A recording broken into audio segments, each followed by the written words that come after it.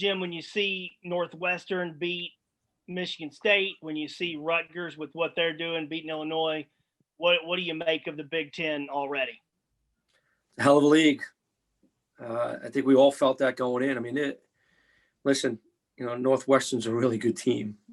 Taylor Battle's brother plays for Northwestern, so we know them very well.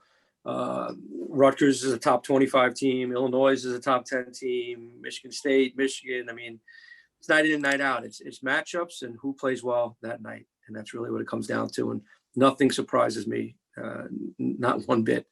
Not one bit. I thought Northwestern really came out as the aggressor and set the tone for that basketball game. And I thought the Rutgers-Illinois game was a war. A war is really and it's what I expect here Wednesday night. Jim, does that help you, like seeing Northwestern beat Michigan State? I know you speak repeatedly, your players have confidence that they can do that, but does it help your players when they see a Northwestern beat a Michigan State? I don't think so. No, I think our guys, we think we can beat anybody. We also know that we can be beaten by anybody.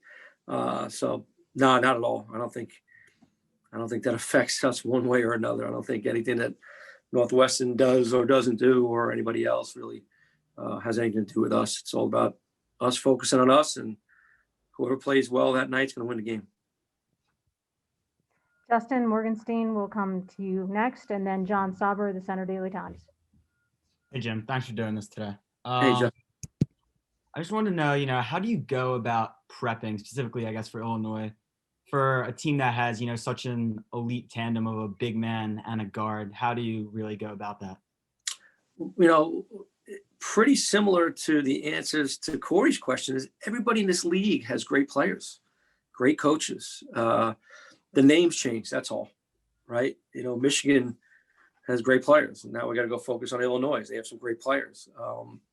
So it's really, that's why you got to just focus on yourself and really focus on getting better, and then just trying to game plan properly for each team, whether it's ball screen coverages, post defense coverages, different tweaks to what we do offensively or defensively. But pretty much you got to stay true to who you are and what you do. And I think that goes for everybody in this league. I mean, no matter who you play in this league, there are great players, not just one. There's usually two or three on each team. So you just really got to move on to the next game. And we've put our focus over the last couple of days on Illinois. And how do you deal with the sumo? How do you deal with Kofi?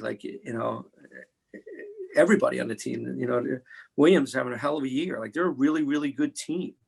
And if you think you're just going to be able to take one guy away and win a game against teams as good as our league, then I think we're making a mistake.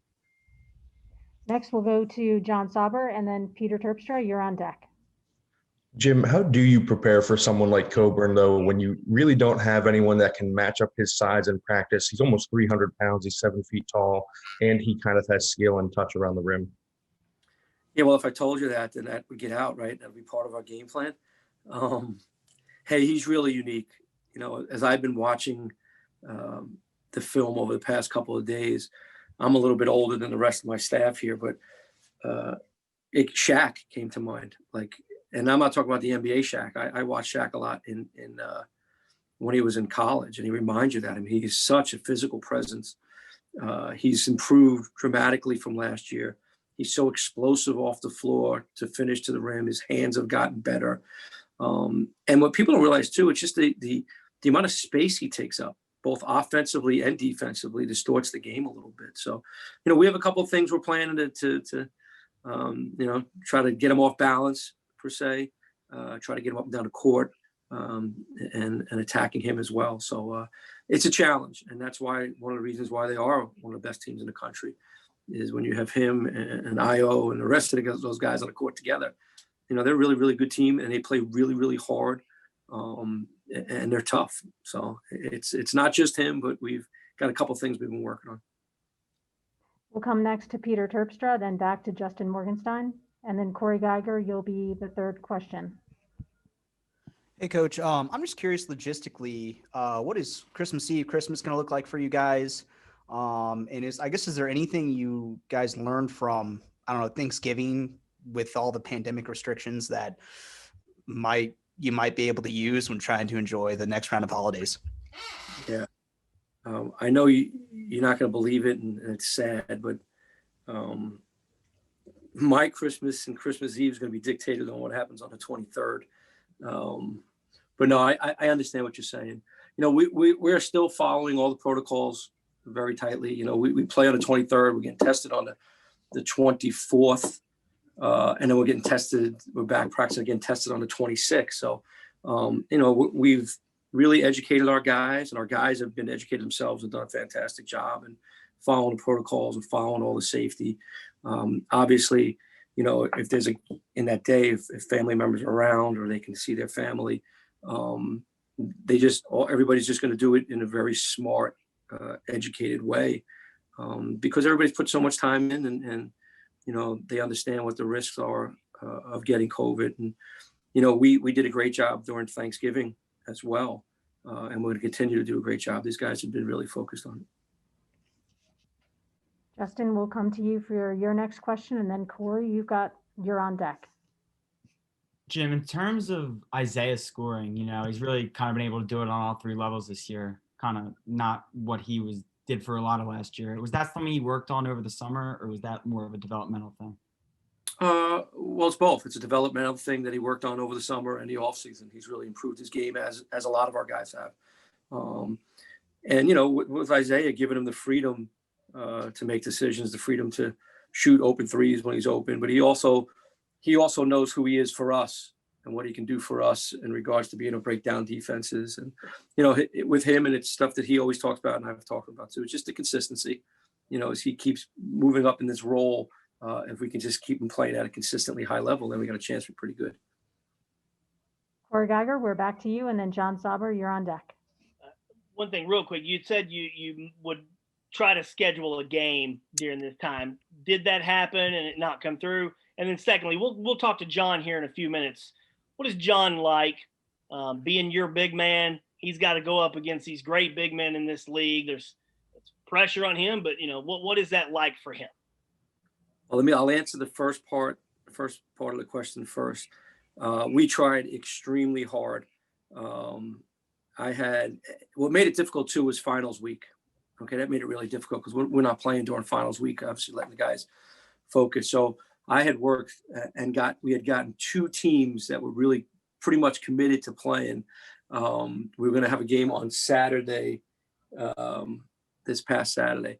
And then I got the call at around 11, I might have been 11:15 at night from the coach that was all set. They said in the end, the administration just didn't want them to stay in hotels the night before.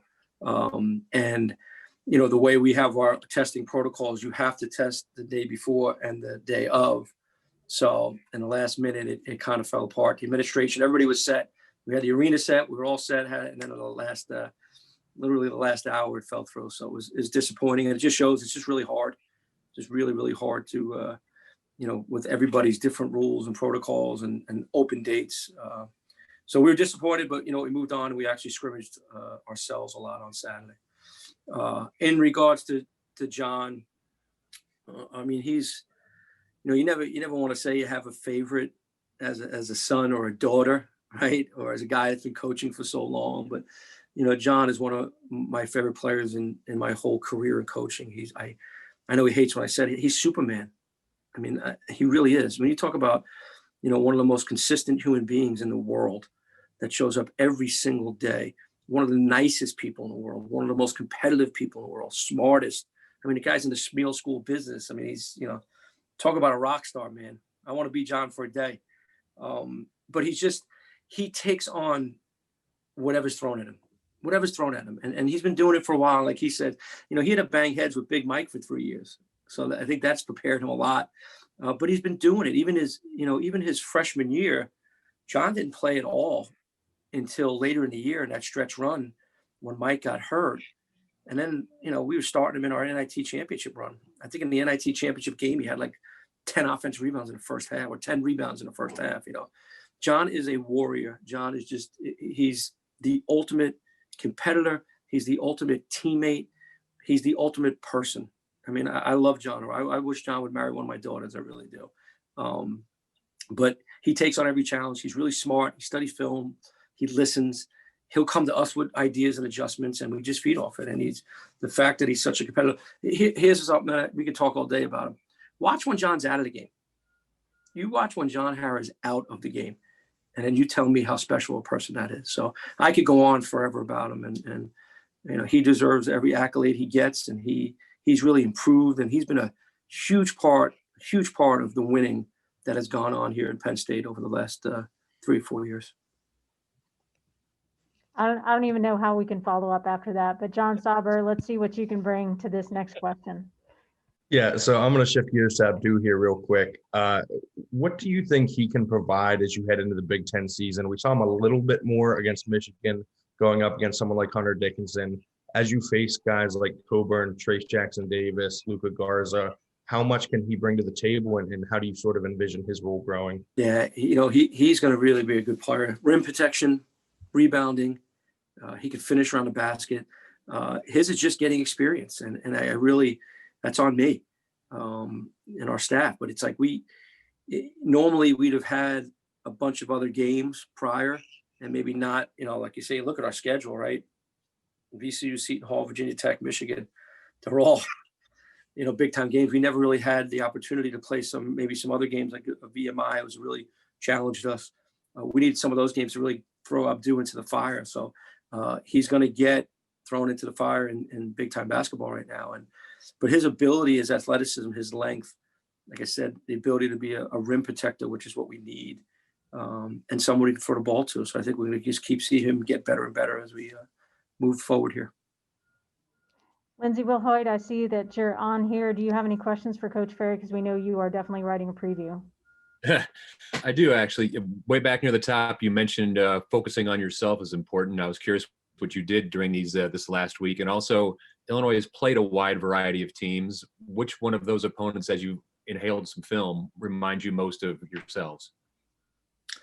Well, first part of the question, we're coming out of finals week.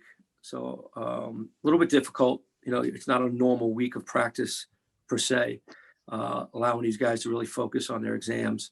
But we were able to get the guys together. We gave them Monday and Tuesday off, went a little bit individuals one day, did some teamwork. We scrimmaged on Saturday. But now, gave them off Sunday. We're back onto a normal 2-day out prep routine. So, I think we got a lot out of the guys, or as much as we could get out of them during finals week, to be fair, because again, it's about making sure these guys are prepared for their exams and stuff. I've basically watched every one of their games, and they're really good. So who would you say we compared to? I think maybe Missouri a little bit, with the quickness that we have the ability to play with. But they're good, man. They're and they don't change who they are. They're coming at you of here we are. This is what we do. This is how we play. And they should. Brad's done a great job over there. Got some really good players. When you have a star guard and a star big man, that's usually a pretty good formula for a team to be, in the top 10 or wherever they're ranked right now. So, but when we go through film and stuff like that, it's we look at it to see what their strengths are, see what their weaknesses are, and then try to match them up to what we do. Justin Morgenstein will go with you for the final question. So Jim, with pretty much campus being completely empty and obviously this whole break happening between games, how have you kind of kept their spirits up, and what have they done to, keep their edge and, just keep their spirit up? Well, for these guys, their spirit has been kept up by being in the gym. Even on the days we didn't practice or the days we went really short, they're just in here all the time. These guys love basketball, and it's a big part of who they are since they've been little kids. So I think they really find their comfort in that. They were able to spend some time together. We usually have a big Christmas party with all the families and everybody, of our staff and the players. And obviously we weren't allowed to do that this year, but I know the guys did get together themselves and do a little thing within the protocols and social distancing and 3 to table and stuff like that. So it's a really good group. These guys really love each other. It's a real tight knit group. So I think they've really done a fantastic job throughout this pandemic and all the rules and students leaving and whatnot. And I think that's, their comfort zone is the BJC. You know, they come in here and they work out, get shots up or extra time in the weight room. I think it's really feel comfortable.